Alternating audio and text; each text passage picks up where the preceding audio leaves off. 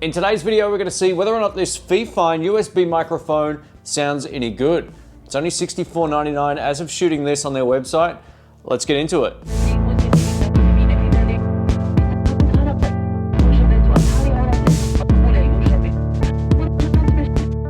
Welcome back, folks. My name's Shane. If you're new here, don't forget to subscribe. So in today's video, we're checking out another affordable USB microphone, and the quality of this, at least on paper, looks really, really good.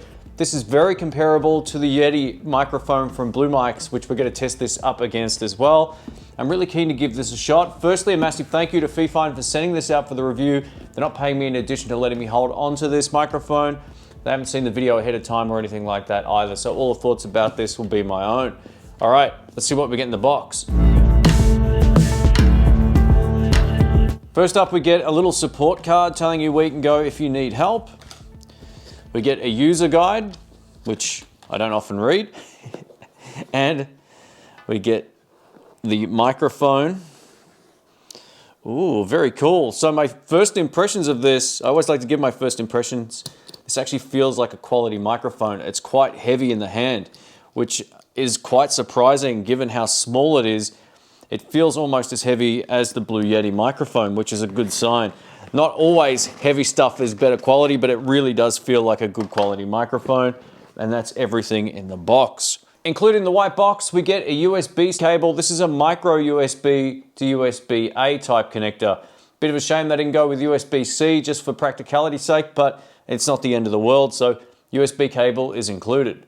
If we do a quick size comparison between the Fifine K678 and the Blue Yeti microphone, as you can see, there's a huge difference in their physical size.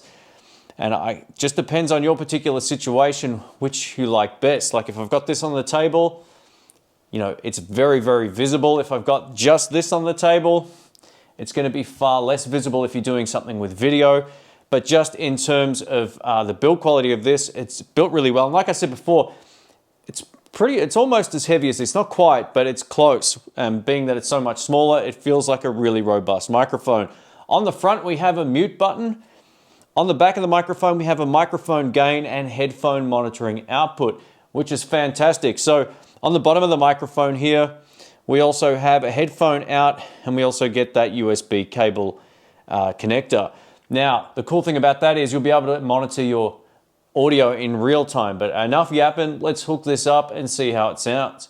Now to hook this up, we take the small side of the USB cable and plug it into the underside of the microphone. There's no drivers or anything required for both PC and Mac. Today I'll be plugging it into my Mac, running Big Sur, Big Surveillance as they call it now. So we're going to plug the other side into the USB port.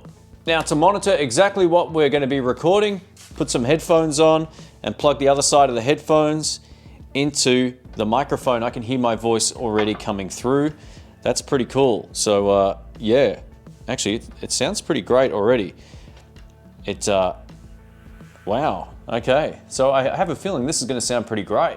What you're listening to now is the Fifine K678 microphone in USB mode being recorded directly to my Mac. Before, you were listening to my Rode Wireless Go. So you should be able to hear a difference between the two.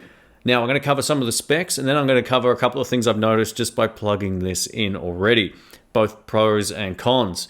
So first up, this is a cardioid polar pattern, which means it's supposed to pick up more from the front than from the back. But I've already noticed that if I pick this up and turn it around, it still seems to pick up quite a bit of my voice. So yeah, not the most directional microphone.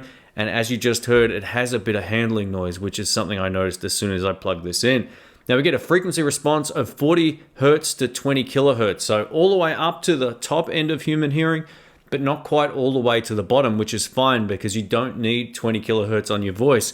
Even if you get up close to it like this, it should still sound really good without getting too boomy or having too many issues with plosives, which we'll test in just a moment. Now we get a sensitivity of minus 45 dB with a plus minus of 3 dB. Now this is a very sensitive microphone. I've actually got it turned down most of the way on the back, and just sitting back like this, I have no problems hearing myself in my headphones whatsoever. We have a signal to noise ratio of 85 dB. Now the power supply is just 5 volts, being that it's being charged by powered by the USB port. We have an output connection, which is the USB 2.0 port, And the shipping weight is 1.3 kilograms, which is somewhere around 2.7 pounds, somewhere around there. So that gives you a rough example of just how heavy this microphone is. Let's do a handling noise test now, and odds are you're going to run this one of two ways. You'll either have it on your desk like this, or you'll use the included accessory, which will allow you to mount it to a professional microphone stand and then get it off the table. And that might be the best way of running this, because check this out. There's quite a bit of handling noise, and this is a condenser microphone, so it's going to inherently pick up more of that. The Blue Yeti has exactly the same type of issue on the desk, so you have to be very cautious of not bumping the desk too much. Otherwise, you're going to hear that through the microphone. But in terms of sound quality so far, I think it sounds really good. The included accessory to hook this up to a microphone stand also works with a boom arm as well. So if you've got one of those spring-loaded boom arms, you can simply hook this up and use it that way as well. So this is compatible. It's great that they include this accessory. Let's check out the off-axis rejection now, which means how much sound it's going to pick up from other sides of the microphone. So this is me talking directly in the front. This is off to the side.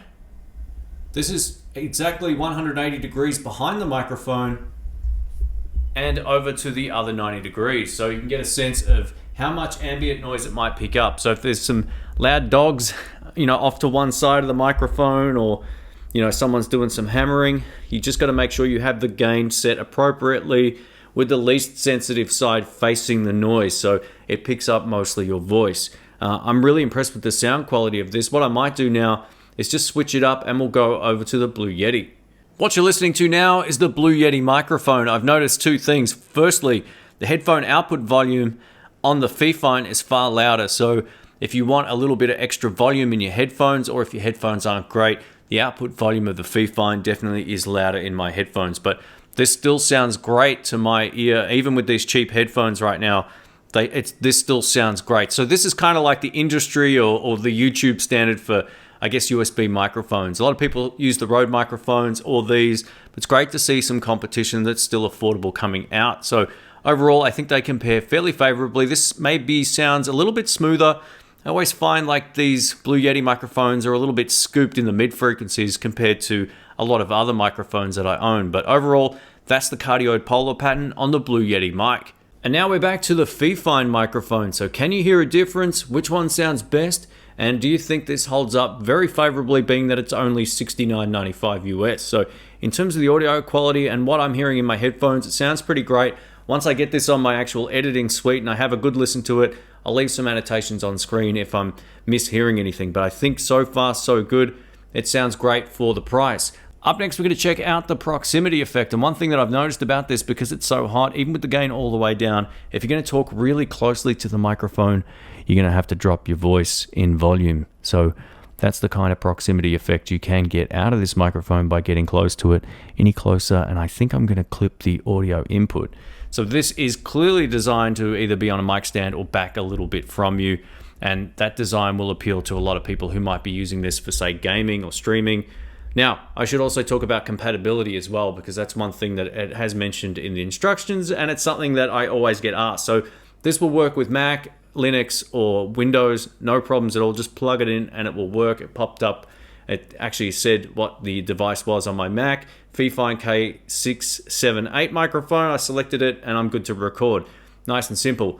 Now, this won't work with an Xbox or gaming consoles. I get that a lot. It says it in the instructions. It doesn't work. So I don't own one of the new generation Xbox, so I'm unable to test that, but I'm glad it actually says that in the instruction manual. Now, this microphone is clearly not designed to be used close to the mouth. They suggest a distance of about 15 to 20 centimeters or 5.9 to 7.9 inches in distance, which is pretty much where I've got this right now. So at that distance with the gain down, you're not going to have any problems with spiking unless you get really loud. Now, if you're using this with something like Open Broadcaster software or any type of program like that that can then stream to the web, I would always suggest a master limiter on anything you do, because that will stop any peaks. But overall, even when I'm talking louder further back from the microphone, it still sounds good. If I move it a little bit closer, we'll see if that changes up anything.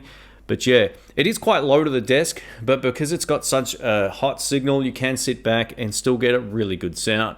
Now, if you're using this on Windows, for example, Windows in the control panel has an option to change the input level of the microphone. So especially in Windows 10, there's an option under settings and sound where you can then drop the input volume. If you're still finding it too hot, even with the gain on the back of the microphone all the way down, you can drop that down again. And you can also do that within Open Broadcaster software as well, just by moving the slider. So you have plenty of audio options. This would make for a really good streaming microphone if you're looking at gaming or anything like that, or if you just do some sort of online podcast where you're going to go directly to the web with, say, a webcam and this, it will work no problems at all. So overall, I think value for money for 69 bucks, not too bad. I don't know how long they're on sale for, but I'll leave some links in the description below and you can check them out. It looks like they're also available in other parts of the world. A massive thank you to Fifine for sending this out for the review. I really appreciate it. I hope I've said the company name right. I'm not good with trying to pronounce this stuff, but is it Fifine? Is that how you say it? Or Fifine?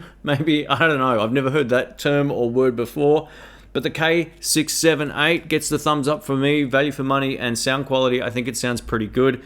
Was it as good as the Blue Yeti microphone? And does it have all the same options? It doesn't. The Blue Yeti has different polar pattern options and a stereo mode as well, so you can record in true stereo. But a lot of people won't ever use that on a USB microphone. The only time I've ever used that on my USB microphone is when I'm showcasing the microphone in a review video. I've not ever used that once in 6 years. Oh, actually I have once at a live gig, but very, very infrequently. So if you're thinking about getting on streaming and doing basic stuff, Skype, all that kind of stuff, this will work for that, no problems at all. You'll get really great audio quality. So let us know what you think. Thanks again for watching. A massive thank you to Fifine for sending this out. Catch you on the next video. See ya.